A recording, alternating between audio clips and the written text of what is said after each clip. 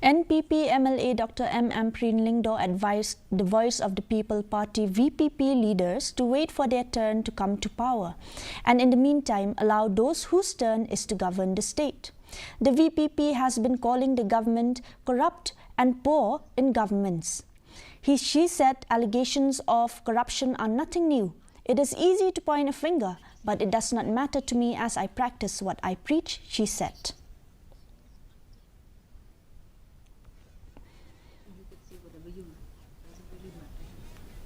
Why do you feel your turn will come? Wait for your turn. As of now, it's not your turn. So let those whose turn it is to govern.